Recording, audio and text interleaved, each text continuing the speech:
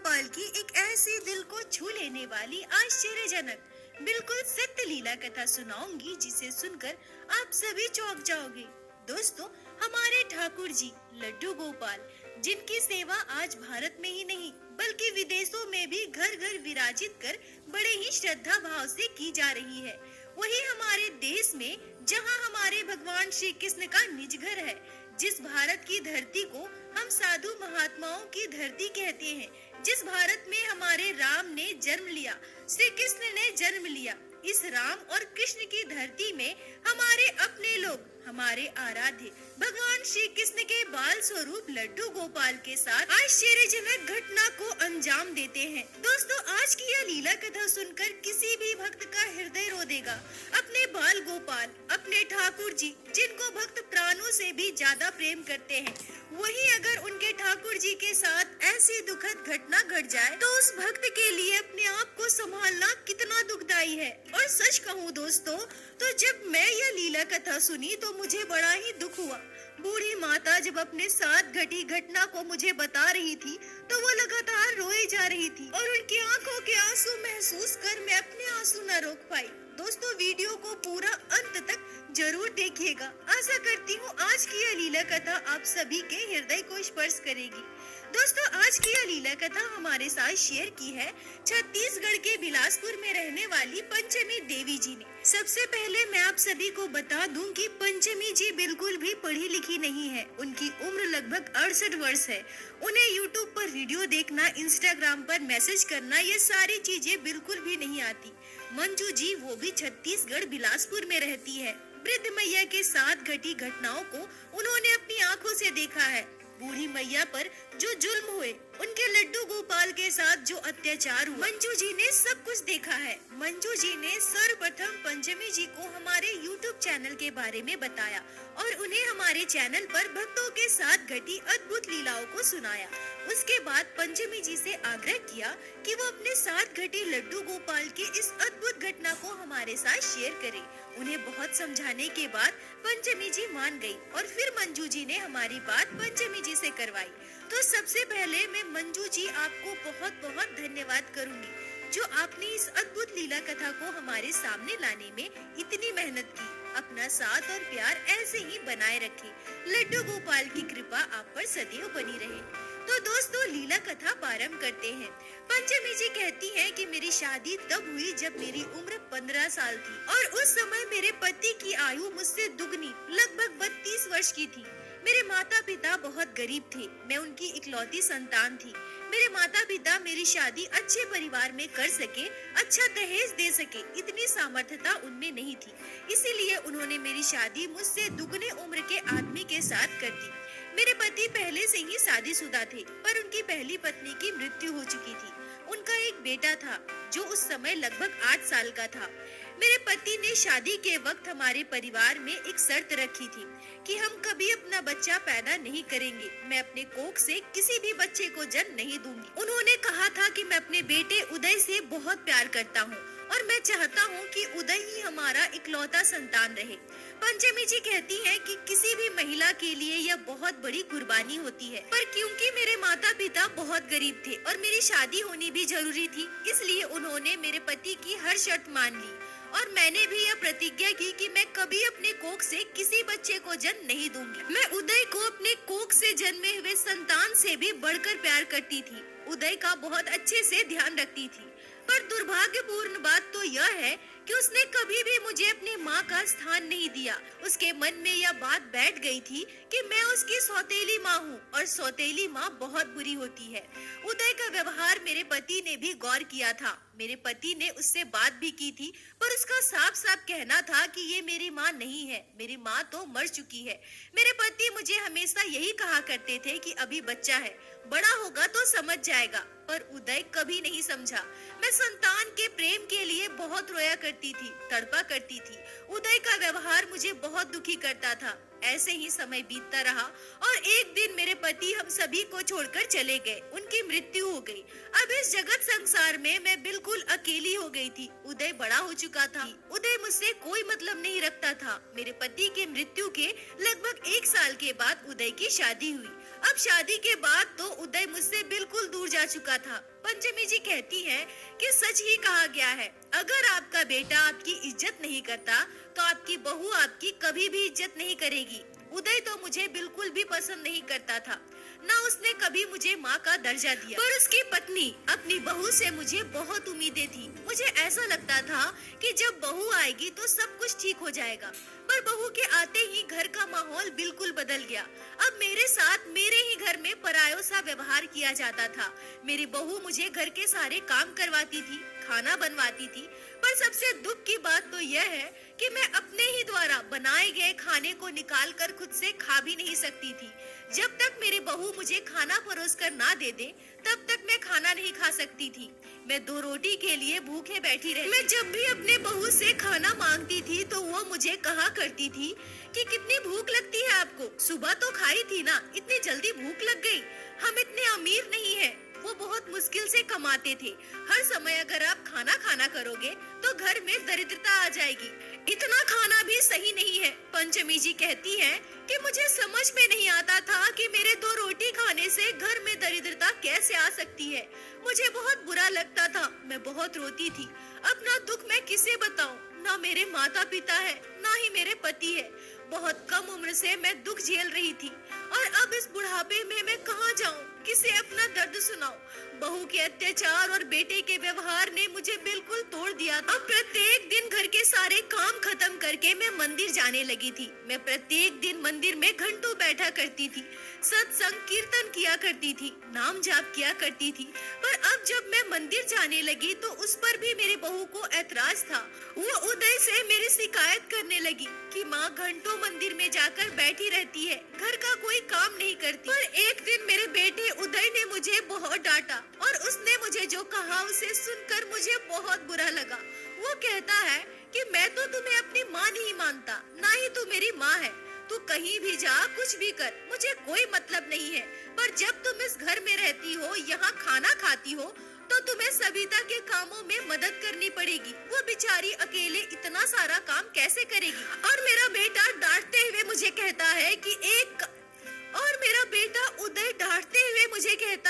कि तुम एक बात कान खोलकर सुन लो, तुम कल से मंदिर बिल्कुल नहीं जाओगी और अगर तुम्हें जाना भी है तो तुरंत घर वापस आ जाओगी। वहाँ जाकर घंटों बैठे रहने की कोई जरूरत नहीं है। पंचमी जी कहती हैं कि अब मैं क्या करूं? मुझे कुछ भी समझ में नहीं आ रहा था। मैंने भगवान की भक्ति में पूरी तरह से मन लगा दिया था। भगवान ही मेरे एकमात्र सहारा थे। भगवान श्री कृष्ण के नाम का जाप करने से मुझे शांति मिलती थी। और घर पे मेरा कौन है? मैं किसके पास जाऊं? और वैसे भी मैं घर के सारे काम करने के बाद ही मंदिर जाती थी। भगवान के मंदिर में बैठकर सत्संग करती थी, नाम जाप करती थी। मुझे बहुत सुकून मिलता था, पर अब तो मैं वो भी नहीं कर सकती। मैं अगले दिन मंदिर गई और मंदिर में बैठे बैठे रोने लगी। पंडित जी ने मुझे रोते देखा और उन्होंने मुझे मेरे रोने का मैं अगले दिन मंदिर गई और मंदिर में बैठे बैठे रोने लगी। पंडित जी ने मैं अगले दिन मंदिर गई और मंदिर में बैठे बैठे रोने लगी। पंडित जी ने मुझे रोते हुए देखा और मुझसे मेरे रोने का कारण पूछा। मैंने रोते हुए पंडित जी को पूरी बात बताई। पंडित जी मुझसे कहते हैं कि बेटी तू रो मत, परेशान मत हो। और उन्होंने ही मुझे लड्डू गोपाल के श्री विग्रह के बारे में बताया। उन्होंने मुझे बताया कि तुम लड्डू गोपाल के श्री विग्रह को अपने घर लेकर जाओ और ठाकुर जी के बाल स्वरूप की सेवा करो। भगवान श्री कृष्ण की प्रतिमा को तो तुम अपने घर पे नहीं रख सकती, ना ही प्रत्येक दिन मंदिर में बैठ सकती हो, पर अगर तुम अपने घर लड्डू गोपाल को रखोगी तो तुम उन्हें हमेशा अपने पास रख पाओगी। तुम उनकी सेवा कर पाओगी, एक माँ की तरह उनका ख्याल रखोगी, घंटों उनके पास बैठोगी, उनसे लाड लड़ाओगी। देखना बेटा, ठाकुर जी की कृपा से सब कुछ ठीक हो जाएगा। पंचमी जी कहती हैं कि मैं लड्डू गोपाल की सेवा लेना तो चाहती थी, पर मेरे पास इतने पैसे नहीं थे और मुझे यह भी नहीं पता था कि लड्डू गोपाल के बदले मुझे दुकान में कितने न्यौछावर देने होंगे। मेरे पास बहुत कम पैसे थे, पर मन में कहीं न कहीं यह विश्वास था कि इतने पैसे में ही मेरे लड्डू गोपाल आ जाएंगे। मैं इसी विश्वास के साथ वो थोड़े पैसे लेकर सीधे बाजार चली गई और बाजार जाकर मैंने बहुत ही छोटे से 1 नंबर साइज के लड्डू गोपाल अपने साथ घर लेकर आई। मैंने लड्डू गोपाल के लिए एक पोशाक खरीदी और बहुत ही थोड़ा सा श्रृंगार का सामान खरीदा। मेरे पास इतने पैसे नहीं थे कि मैं पूरा सामान खरीद सकूं। लड्डू गोपाल को घर लाकर मैंने पूरे श्रद्धा भाव से उन्हें पंचामृत से स्नान करवाया। अपने घर के मंदिर में विराजित कर बड़े ही प्यार से उनकी सेवा करने लगी।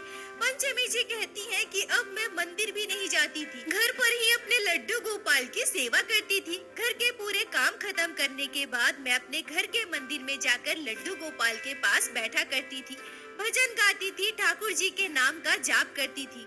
मेरे पास पैसे नहीं थे जो मैं लड्डू गोपाल के लिए सुंदर सुंदर पोशाकें खरीद सकूं, इसलिए मैं अपने हाथ से ही लड्डू गोपाल के लिए पोशाक बनाती थी।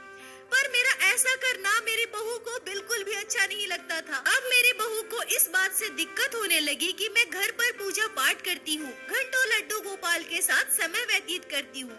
मेरी बहू अब मुझसे लड़ने लगी। वो मुझसे कहने लगी कि दिन भर भगवान की मूर्ति लेकर बैठे रहने से कुछ नहीं होगा। भगवान कोई आपको खाना नहीं खिलाएंगे। अगर आपको खाना चाहिए तो घर के काम करने होंगे, तभी आपको 2 रोटी मिल सकती है। मुफ्त की रोटियां तोड़ने की आदत हो चुकी है आपको। और ना जाने ऐसे ही कितने ताने मेरी बहू ने मुझे दिए। बहू ने उदय से भी मेरी शिकायत कर दी।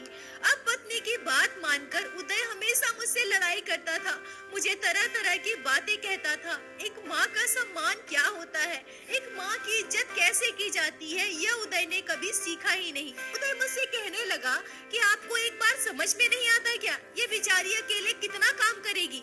जब आपको मैंने मंदिर जाने से मना कर दिया तब आप घर पर यह सब करने लगी। अरे ठीक है, पूजा पाठ करना है तो करो, पर घंटों मंदिर में बैठकर करती क्या हो? सबिता कोई नौकर है क्या? बेचारी दिन भर घर के काम करते रहती है और तुम मंदिर में बैठी रहोगी। पंचमी जी कहती है कि मैं उदय के आगे रोने लगी, उसे समझाने लगी कि मैं तो घर के काम खत्म करने के बाद ही लड्डू गोपाल के पास बैठती हूँ ना। घर के सारे काम, खाना बनाना, सब कुछ तो मैं ही करती हूँ।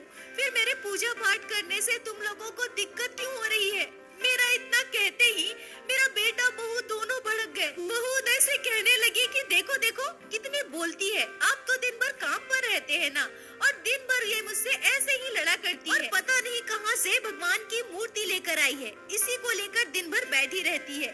उस दिन मेरे बेटे ने मुझे बहुत डांटा था। मुझे यह भी कहा था कि अब अगर तुम्हारी कोई भी शिकायत आई ना तो इस मूर्ति के साथ साथ तुम्हें भी घर से बाहर फेंक दूंगा। तुम मेरी माँ नहीं हो, यह बात अपने दिमाग में डाल लो। पंचमी जी कहती हैं कि उदय ने कभी मुझे अपनी माँ नहीं माना, हमेशा मुझसे लड़ाई झगड़ा किया करता था, पर आज मेरे साथ साथ मेरे लड्डू गोपाल को बाहर फेंकने की बात कही। मैं बहुत डर गई थी। मैंने सोचा कि कहीं सच में अगर उसने ऐसा किया तो मैं कहाँ जाऊंगी। अपने लड्डू गोपाल के साथ समय बिताना अब मैं बिल्कुल कम कर दी थी। घर के सारे काम हो जाने के बाद मैं अक्सर खाली रहा करती थी, पर फिर भी मैं डर से हमारे घर के मंदिर में जाकर नहीं बैठती थी।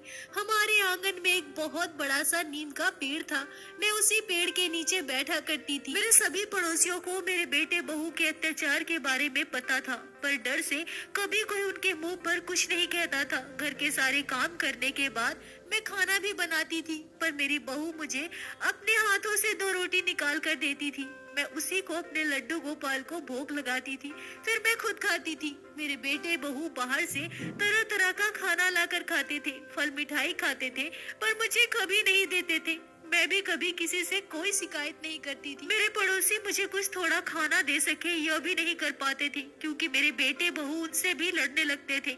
यहाँ तक कि डर से कोई मुझसे बात तक नहीं करता था। मैं पेड़ के नीचे घंटों बैठी रहती थी, बहुत रोती थी। मैं कितनी अभागन हूँ, मैं अपने लड्डू गोपाल के पास जाकर नहीं बैठ सकती, पर फिर भी मैं लड्डू गोपाल को गोद में लेकर 2 भजन नहीं गा सकती, उनके चरण नहीं दबा सकती। मैं बने मन ठाकुर जी के नाम का जाप करती थी। पंचमी जी कहती है कि इसी तरह दुख तकलीफ के बीच मेरे दिन बीत रहे थे, और इसी बीच 2020 में कोरोना जैसी महामारी आई, जिसने अच्छों का व्यापार खत्म कर दिया। मेरा बेटा भी लॉकडाउन के दौरान घर पर रहने लगा, उसका काम पूरी तरह से बंद हो चुका था। अब जरा सोच कर देखिए, जो मुझे पहले 2 रोटी देने के लिए सोचता था अब ऐसी स्थिति में वो मेरा क्या हाल करता होगा। मेरी बहू और बेटे का अत्याचार मुझ पर और बढ़ने लगा। पंचमी जी कहती है कि मुझे जो 2 रोटी मिलती थी, मैं उसी को रात को लड्डू गोपाल को भोग लगाती थी और सुबह सुबह अपने बाल गोपाल को मिश्री बतासे का भोग लगा देती थी। मेरे पास बिल्कुल भी पैसे नहीं होते थे कि मैं अपने लड्डू गोपाल को दूध का भोग लगा पाऊँ। एकादशी का दिन था। दोपहर में हमारे घर पर चावल बनता है और एकादशी के दिन मैं अपने लड्डू गोपाल को चावल का भोग नहीं लगाती। मैंने सोचा कि आज बाल गोपाल को हलवे का भोग लगाऊंगी। यह सोचकर मैं अपने बेटे के पास गई और डरते हुए अपने बेटे से कहा, बेटा मुझे थोड़े पैसे दे दो, मैं हलवे का सामान लेकर आती हूँ। आज एकादशी है ना, लड्डू गोपाल को हलवे का भोग लगाना है। मेरा इतना कहते ही मेरी बहू भड़क गई। वो कहने लगी कि इनका काम बंद है, महीनों से घर पर बैठे हैं, ये आपको नहीं दिखता और अपने उस मूर्ति भगवान को हलवे का भोग लगाना है। सीधा सीधा ये क्यों नहीं कहती कि आपको हलवा खाना है, भगवान कब से हलवा खाने लगे। पंचमी जी कहती है कि मेरा बेटा और बहू ने मुझे बहुत बातें सुनाई। मैं उनसे कहती रही कि भगवान को हम जो भी भोग लगाते हैं, भगवान वो थोड़े खाते हैं, बस ये हमारे मन का भाव है। उसके बाद तो सब कुछ इंसान ही खाते हैं ना। अगर थोड़े पैसे दे दोगे तो मैं लड्डू गोपाल के लिए हलवा बना दूंगी। तो क्या हलवा लड्डू गोपाल खा जाएंगे? बाद में तो तुम लोग ही खाओगे ना, मेरे कान्हा थोड़े हलवा खा जाएंगे। पंचमी जी कहती है कि मेरा इतना कहना मेरे बेटे को बहुत बुरा लग गया। मेरी बहू जोर जोर से कहने लगी कि ये देख लो तुम्हारी माँ की बातें, सुन लो। अरे यह तो तुम्हारी सौतेली माँ है ना, तुम्हारे दर्द को तकलीफ को ये कैसे समझेंगी। सौतेली माँ आज तक किसी की अपनी हुई है भला? इन्हें तो बस दिन भर बैठे रहना है, मुफ्त की रोटियां तोड़नी है, भगवान की मूर्ति के साथ नौटंकी करनी है, यही तो आता है। पंचमी जी कहती है कि मेरी बहू की बात सुनकर मेरा बेटा बहुत चिड़चिड़ा हो जाता है। गुस्से में उठकर सीधा हमारे घर के मंदिर में जाता है और लड्डू गोपाल की मूर्ति को उठा लेता है। मैं अपने बेटे के पीछे भागती हूँ और उससे कहती हूँ कि ये क्या कर रहे हो तुम, छोड़ो छोड़ो, लो मेरे लड्डू गोपाल को मुझे दे दो। यह कहकर मैं लड्डू गोपाल के श्री विग्रह को अपने बेटे के हाथ से छीन लेती हूँ। मेरा बेटा गुस्से में आग बबूला था। वो चिल्ला चिल्ला कर मुझसे कहता है कि बार बार हमारे घर में बस इसी की वजह से कलेश होता है ना। मैं इतना परेशान हूँ, महीनों से घर पर बैठा हूँ और घर पर भी कोई शांति नहीं है। अरे कितनी बार समझाऊं तुम्हें, इन सब से कुछ नहीं मिलेगा। इन सब से अगर कुछ होना होता तो सब यही सब करते ना, काम करने की क्या जरूरत पड़ती। पंचमी जी कहती है कि मेरा बेटा उस समय इतना गुस्सा था कि अगर मैं कुछ बोलूं तो वो मुझे मार दे। और बीच बीच में मेरी बहू आग में घी डालने का काम कर रही थी। मेरी बहू कह रही थी कि हाँ सही कह रहे हो, काम से बचने के लिए ये सब नौटंकी करती है। अरे भगवान की पूजा तो सभी करते हैं ना, मेरी मम्मी भी करती है, पर ऐसे नौटंकी नहीं करती। तभी मेरा बेटा गुस्से में कहता है कि चलो निकलो निकलो, यहाँ से बाहर निकलो, अब मैं घर में और कलेश बर्दाश्त नहीं कर सकता। यह कहकर मेरा बेटा दरवाजे से बाहर मुझे धक्का दे देता है। मैं दरवाजे के बाहर गिर जाती हूँ और लड्डू गोपाल मेरे हाथ से छूटकर जमीन पर गिर जाते हैं। मैं जोर जोर से रोने लगी। मेरे लड्डू गोपाल को मैंने झट से गोद में उठाया। हाय मेरे लल्ला, हाय मेरे लड्डू गोपाल जमीन पर गिर गए। मेरे लल्ला तुझे चोट तो नहीं लगी? गोपाल तुझे क्या हो गया? यह कहकर मैं अपने बाल गोपाल को अपनी साड़ी की आंचल से पोंछने लगी। मुझे ऐसा करते देख मेरा बेटा और भी गुस्सा हो जाता है और मेरी बहू कहने लगती है, देखो देखो क्या नौटंकी है, बाहर दिखावा कर रही है। तभी मेरा बेटा गुस्से में कहता है कि मैंने इतना भी जोर से तुम्हें धक्का नहीं दिया था कि तू जाकर जमीन पर गिर जाए और इस तरह लड्डू गोपाल की मूर्ति के लिए इतना रो रही है ताकि पड़ोसियों को पता चले कि मैं तुम्हें धक्का दिया हूँ। जिसे बताना है बताओ, जिसे सुनाना है सुनाओ, मुझे कोई फर्क नहीं पड़ता, मैं किसी से नहीं डरता। तुझे जितना रोना है रो ले यहाँ बैठकर। यह कहकर मेरा बेटा और बहू दोनों घर के अंदर चले जाते हैं। मैं वही पेड़ के नीचे अपने लड्डू गोपाल को लेकर बैठ जाती हूँ। सभी पड़ोसी अपने अपने दरवाजे पर खड़ा होकर ये देख रहे थे। मेरे बेटे बहू के डर से किसी ने मुझसे बात तक नहीं की। लड्डू गोपाल को गोद में लेकर मैं रो रही थी। मेरे बाल गोपाल, मेरे लड्डू गोपाल को चोट लग गई है। मैं रोते हुए बार बार कह रही थी कि दरवाजा खोलो, मुझे मेरे लड्डू गोपाल को भोग लगाना है। मेरे बाल गोपाल भूखे हैं, पर किसी ने भी दरवाजा नहीं खोला। मैं थक हार कर फिर से उस पेड़ के नीचे जाकर बैठ गई। लड्डू गोपाल भूखे हैं, मेरे बाल गोपाल भूखे हैं। सोच सोच कर मेरी जान निकल रही थी, मैं रोए जा रही थी। मैं पागलों की तरह अपने लल्ला के सर पर हाथ फेरते हुए अपने लड्डू गोपाल से कह रही थी, रुक जा लल्ला, थोड़ी देर और रुक जा, अभी तेरी मैया तुझे भोग लगाएगी। रुक जाना लल्ला, दरवाजा खुलते ही मैं तुम्हें भोग लगाऊंगी। पंचमी जी कहती है कि दोपहर से रात हो गई, पर अभी भी मैं उसी पेड़ के नीचे बैठी थी। दोनों में से किसी ने भी दरवाजा नहीं खोला। मैं और मेरे लड्डू गोपाल दोनों भूखे थे, दोनों पेड़ के नीचे बैठे थे, भूखे प्यासे। मेरे लल्ला, ऐसा लग रहा था मानो मैं अपने भूखे बच्चे को सुलाने की कोशिश कर रही हूँ। मैं अपने लल्ला से बार बार कह रही थी, तू सो जा लल्ला, सो जा, सुबह तेरी मैया तुझे भोग लगाएगी, अभी तो सो जा लल्ला, सो जा। जैसे जैसे रात बढ़ रही थी मुझे ठंड का आभास हो रहा था। साड़ी के आंचल में मैंने लड्डू गोपाल को अच्छे से लपेट लिया था। सुबह से मैंने कुछ भी नहीं खाया था, पेट में एक भी दाना नहीं। रोते रोते मेरी आँख कब लग गई मुझे भी पता नहीं चला। तभी मैंने रात की गहराइयों में पेड़ के नीचे आश्चर्यजनक अनुभव किया। मेरी आंखें बंद थी, मैं चाहकर भी अपनी आंखें नहीं खोल पा रही थी। तभी मैंने यह अनुभव किया कि भगवान श्री कृष्ण पूर्ण चतुर्भुज रूप में मेरे सामने प्रकट हो गए हैं। मैं यह स्पष्ट देख पा रही थी कि भगवान श्री कृष्ण चतुर्भुज रूप के साथ मेरे आगे खड़े हैं। भगवान श्री कृष्ण को मैं देख पा रही थी। पंचमी जी कहती है कि मैं चाह रही थी कि मैं अभी दौड़कर जाऊं और भगवान श्री कृष्ण के चरणों को पकड़ लूं। आज मेरा जीवन उद्धार हो गया। पर खुशी के चंद लम्हों के अनुभव के बाद सब कुछ खत्म हो गया। भगवान ओझल हो गए, मेरी आंखें खुल गई। मुझे अपने होने का अनुभव करवाकर भगवान श्री कृष्ण अंतर ध्यान हो गए। मैं लड्डू गोपाल को अपने सर के ऊपर रख ली। मेरी आंखों से आंसू नहीं रुक रहे थे। मेरे कान्हा, ये तूने क्या किया रे? मेरे लड्डू गोपाल, तूने ये क्या किया? तेरी मैया को आज तूने अपने चतुर्भुज रूप के दर्शन दिए कन्हैया। पंचमी जी कहती है कि तभी मुझे यह महसूस होता है कि मुझे बिल्कुल भी भूख नहीं लगी है। मेरा ठंडा गायब हो चुका था।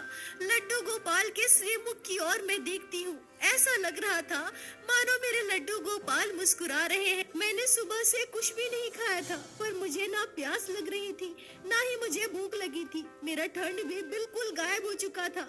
मेरे बाल गोपाल भी मुस्कुरा रहे थे। ये मनोरम दृश्य, भगवान श्री कृष्ण के साक्षात दर्शन कर मैं अपने आप को परम सौभाग्यशाली महसूस कर रही थी। आज मैं अपने जीवन के चरम सुख को प्राप्त कर चुकी थी। कन्हैया ने मुझे अपने होने का अनुभव कराया। मैं अपने आप को दुनिया की सबसे सौभाग्यशाली भक्त महसूस करती हूँ। वो रात बीत गई। अगली सुबह घर पर बहुत सारे काम थे, इसलिए मेरी बहू ने मुझे घर के अंदर बुला लिया ताकि मैं उसके सारे काम कर सकूं। ऐसे ही दुख तकलीफ के बीच मेरे दिन कट रहे थे, पर फिर भी मैं खुश थी। मुझे हर पल हर क्षण इस बात का एहसास होता था कि भगवान श्री कृष्ण साक्षात लड्डू गोपाल के स्वरूप में मेरे पास है। कुछ महीनों के बाद जब लॉकडाउन खत्म हुआ तो मेरा बेटा बहू मुझे छोड़कर बाहर दिल्ली चले गए। वहाँ मेरा बेटा जॉब करने लगा। उसने एक बार भी नहीं सोचा कि हम दोनों तो जा रहे हैं, पर मेरी माँ का क्या होगा? वो क्या खाएगी? मैं सौतेली ही सही, पर उसकी माँ, मैंने उसे पाल पोस कर बड़ा किया है, उसका हमेशा ख्याल रखा है। भले ही सब कुछ वो भूल चुका है, पर मैं कुछ नहीं भूली हूँ। पंचमी जी कहती है कि मेरे बेटे बहू मुझे छोड़कर चले गए, पर फिर भी मैं खुश हूँ। मैं लड्डू गोपाल की सेवा स्वेच्छा से कर पा रही हूँ। मेरी उम्र काफी हो गई है, फिर भी मैं दूसरों के घरों के छोटे मोटे काम कर दिया करती हूँ। उसी से जो मुझे खाना मिलता है, 2-4 पैसे मिल जाते हैं, मैं खुद भी खाती हूँ और अपने लड्डू गोपाल को भी भोग लगाने का सामान लेकर आती हूँ। 3 साल बीत गए हैं, मेरे बेटे बहू ने मेरी खबर तक नहीं ली और मैं उनसे उम्मीद भी क्या कर सकती हूँ। जब वो यहाँ थे तो मुझे इतना दुख तकलीफ देते थे, बाल गोपाल की सेवा से मुझे रोकते थे।